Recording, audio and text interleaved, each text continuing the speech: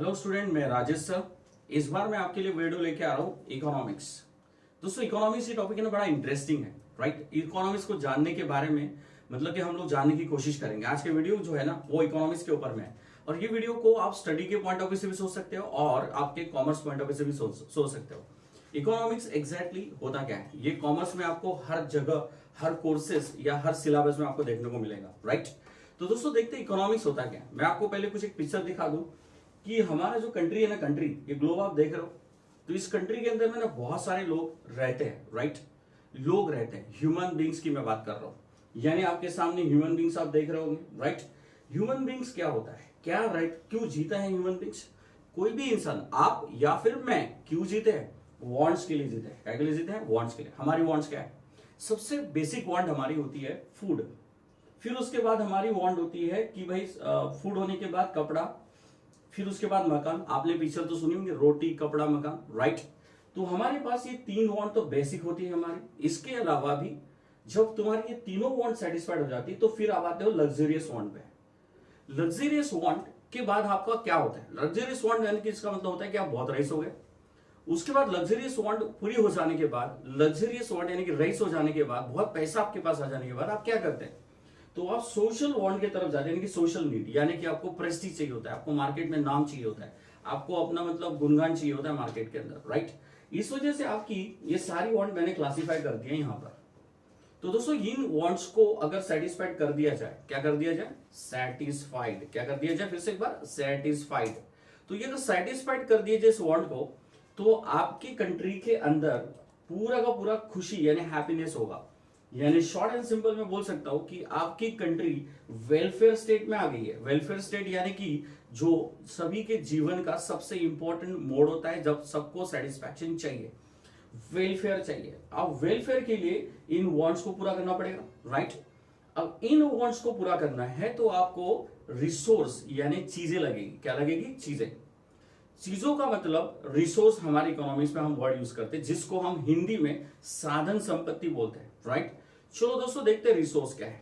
इन सबसे सभी वांट का सबसे पहला सॉल्यूशन ये है कि पैसा चाहिए। आप देख सकते हो आपके सामने पैसा मैंने दिखा दिया। ये मिल जाए तो लोग सारी चीजें खरीद लेंगे। लेकिन दोस्तों, सिर्फ मात्र पैसे से ये सारी चीजें पूरी हो सकती है क्या? नो। तो आपको उसको पैसे से वो चीजें खरीदने के लिए पहले चीजें प्रोड्यूस करनी पड़ेगी, यानी कि चीजों का उत्पादन यानी प्रोडक्शन करना पड़ेगा, राइट।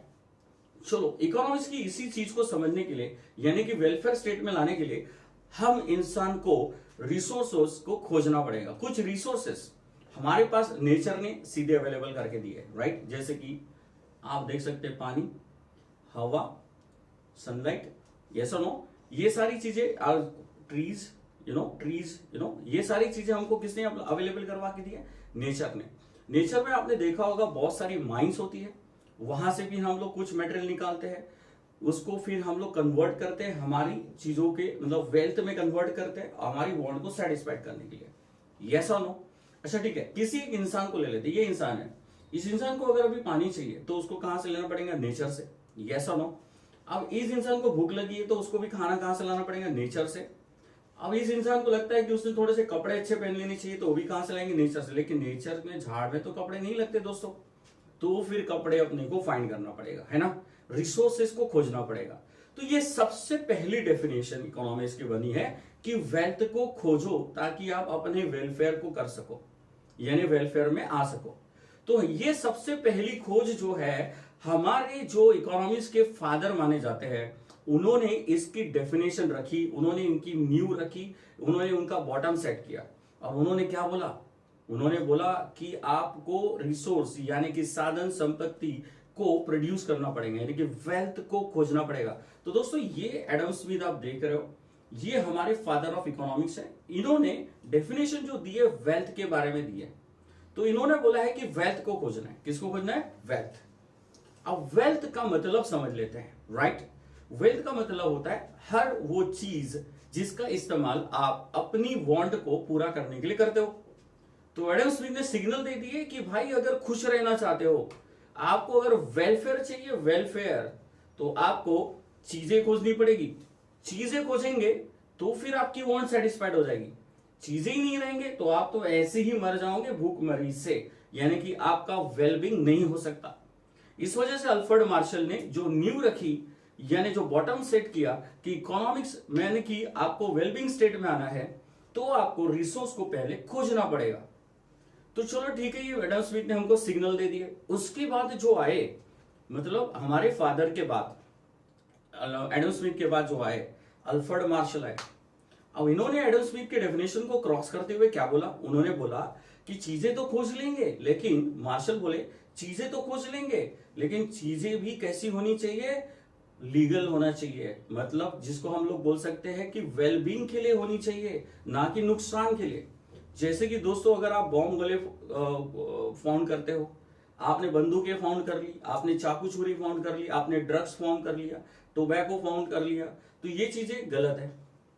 क्योंकि सोसाइटी में तो दोनों चीजों का फाउंडेशन होता है, मतलब कि प्रोडक्शन होता है, अच्छे वाले रिसोर्सेस और एक बुरे वाले रिसोर्सेस। तो अच्छे और बुरे रिसोर्सेस को समझना है, और अल्फ्रेड मार्शल ने बोला है कि वेलबींग स्टेट में आना है तो आप अपनी चीजों के लिए, वेलफेयर के लिए कहीं सही चीजें खोजो, मतलब गलत चीजें नहीं खोजना है, तो तुम्हारा जो कंट्री है वेलबींग स्टेट में आ जाएगा। यस और नो? अल्फ्रेड मार्शल के बाद क्या हुआ? अब अल्फ्रेड मार्शल के डेफिनेशन में रॉबिन्सन आ गए। रॉबिन्सन इन्होंने क्या बोले, रॉबिन्सन इन्होंने जो वो बोले जो एडम स्मिथ साहब और अल्फ्रेड मार्शल साहब नहीं बोल पाए। इन्होंने बोला कि चीजें पहले ही कम है, रिसोर्सेज आपके पास धरती में बहुत कम है, क्योंकि आपकी वांट है ना, बहुत ज्यादा वांट है आपकी। इतनी सारी वांट को अगर आप पूरा करना चाहो तो उसके लिए आपको इतने सारे रिसोर्सेज लाने पड़ेंगे। तो क्या आपके पास इतने सारे रिसोर्सेज है? नो। अगर है भी तो उसकी खोज अभी तक नहीं हुई है, तो उसको हमको क्या करना है फिर अभी? तो अल्फ्रेड मार्शल साहब, रॉबिन साहब बोले हैं कि रिसोर्सेस का अल्टरनेटिव इस्तेमाल कर लो।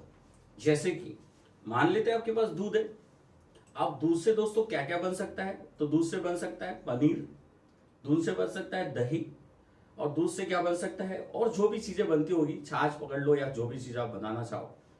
तो दोस्तों दूध से जो भी चीजें बनती है क्या के लिए बना रहे हो आप? अपने वेलबींग के लिए। यानी दूध अगर फट गया है तो उसको इस्तेमाल करो दूसरे काम के लिए, ताकि आपकी वेलबींग हो। ऐसा क्यों करना पड़ेगा? क्योंकि रिसोर्सेस कम है। क्या कम है? रिसोर्सेस। यस और नो? तो जब रिसोर्सेस कम है तो इसका अल्टरनेटिव इस्तेमाल करो ताकि आप खुश रहो। यानी मैं शॉर्ट एंड सिंपल, अगर हम सबको हटा देते हैं तो शॉर्ट एंड सिंपल अगर मैं बात करूं तो ये है वांट, ये है रिसोर्सेस। यानी वांट को सेटिस्फाइड करने के लिए आपको रिसोर्सेस का इस्तेमाल करना पड़ेगा। रिसोर्स का इस्तेमाल करोगे तो आपकी वांट सेटिस्फाइड हो जाएगी और आप हमेशा खुश नजर आओगे। यस और no? This is what the economics is all about. तो ये है हमारा इकोनॉमिक्स, राइट? अब इसको मैं थोड़ा सा एक और एक्सप्लोरेशन दे देता हूं। यानी कि आप जो चीज सोच रहे हो कि करते कैसे, क्यों करते हैं, मतलब क्यों करते हैं, उसका आंसर तो मैंने दे दिया। आज की अगर प्रैक्टिस में देखें तो आज की प्रैक्टिस में गवर्नमेंट, जो आप मिस्टर नरेंद्र मोदी साहब आप देख रहे होंगे, क्या कर रही है? सुबह शाम रात दिन क्या कर रही है? मैं इनकी बात नहीं कर रहा, I am not belonging to any particular political party, but I am just giving you example of our government. What he is doing? He want to bring the well-being in the society. For whom? Poor, middle class and rich class. Once again, for poor, middle class and rich class. तो इनको अगर resources का अगर हम लोगों ने चीजें provide कर दी तो every class of the country will be very happy and they will come into wellbeing state. तो इनके पास अब दिक्कत क्या है? इनके पास दिक्कत है कि इनके पास पैसा जो है काफी कम है as compare to the want of the country. तो इनके पैसे को इनको बढ़ाना है, इसलिए टैक्स चार्ज करते हैं। इनको नई चीज खोजना है ताकि इलेक्ट्रिसिटी, जैसे कि अभी आप देख रहे होंगे कोयला वगैरह, कब तक हम खदानों से कोयले को निकालेंगे? इस वजह से हमको नई नई चीजें क्या करनी है, फाउंड करनी। तो इन्होंने क्या करना है, इलेक्ट्रिसिटी का अल्टरनेटिव कुछ बनता है तो उसको खोजना है। जैसे कि सोलर पैनल आपने देखा होगा, सोलर पैनल जानते हो? सोलर पैनल देखो आप स्क्रीन पे, मैंने आपके सामने रखा हुआ है। ये है सोलर पैनल। ये इलेक्ट्रिसिटी के सब्स्टिट्यूट के तौर पे देखा जा रहा है। यानी ये क्यों बनाया गया?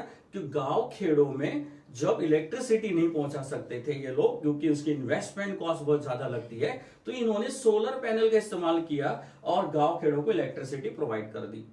दोस्तों इससे क्या हुआ? इससे इलेक्ट्रिसिटी अब गांव खेड़े वालों को मिल रही है तो उनका भी वेलफेयर हो रहा है, यानी वेलबींग स्टेट में आ रहा है। इमेजिन करो कि आप गरीब थे, मैंने आपको बहुत पैसे दे दिए, तो आप खुश हो गए, आपको कार मिल गई, आपको कपड़े मिल गए, आपको 2 घर ज्यादा मिल गए। इससे क्या हुआ? इससे कुछ नहीं हुआ। रात को मस्त सुकून से सो रहे हो, सुबह मस्त एकदम हंस के उठ रहे हो। इसका मतलब हो रहा है कि you are under the welfare state, और यही हमारी ह्यूमैनिटी है। क्या है? ये हमारी ह्यूमैनिटी है, और इसी के लिए हम लोग जीते हैं, इसी के लिए हमारा सिस्टम बना हुआ है, इसीलिए हमारी कंट्री बनी हुई है, इसलिए हमारी गवर्नमेंट है, इसलिए हमारी सोसाइटी है। तो गवर्नमेंट का रोल होता है दोस्तों, रिसोर्स की अवेलेबिलिटी करना है अपने देश की जनता के लिए, जिससे हमारी देश की जनता खुश हो जाए। इस तरीके से हमको हमारी कंट्री को मैनेज करना पड़ेगा। यस और नो? तो जहां पे जिन रिसोर्सेस की कमी होती है उसको अवेलेबल करवा दो। तो देखो, जैसे अभी मैं आपके सामने देख रहा हूं, तो हमारी कंट्री के जो कंपोनेंट है, क्या है? कंपोनेंट, इंडस्ट्री, उसके बाद आप देख सकते हो लोग, उसके बाद हाउस होल्ड्स, ये सारे अगर देख रहे हो आप लोग, तो ये हमारे इकोनॉमी के कंपोनेंट है। सर्विस सेक्टर भी ले लेते हैं आप लोग, सर्विस सेक्टर भी देख सकते हैं। तो ये हमारे इकोनॉमी के कंपोनेंट है। इनको फायदा पहुंचाना है, इनको चीजें पहुंचाना है, इनको पैसे पहुंचाना है। तो इस वजह से क्या होगा? इनको पैसे मिले तो अल्टीमेटली जाएंगे किसके पास? लोगों के पास। यानी लोग खुश रहेंगे, लोग अच्छे रहेंगे, और इसका मतलब हम इकोनॉमिकली वेल बैलेंस्ड है। चलो दोस्तों, एक और चीज बताता हूं। ये नाम सुना होगा आपने, जीडीपी, राइट? ये वो बार बार हमारे न्यूज चैनल्स में आते रहता है, जीडीपी बढ़ गया, जीडीपी घट गया, हमारी इकोनॉमी डाउन हो रही है या अप हो रही है।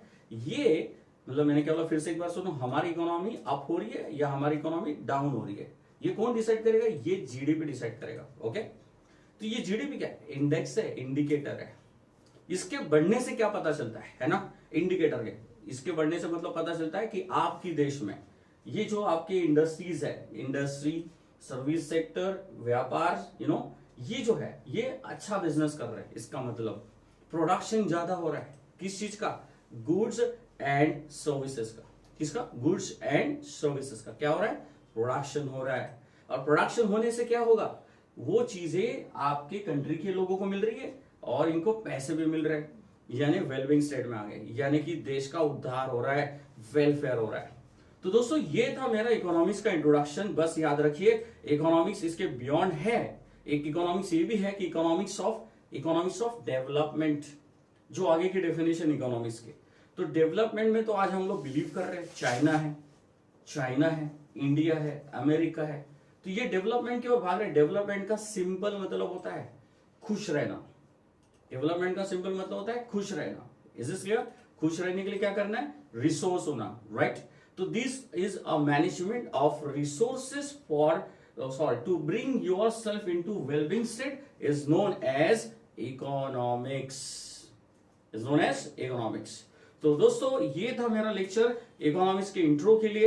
Thank you, here from Rajesh sir.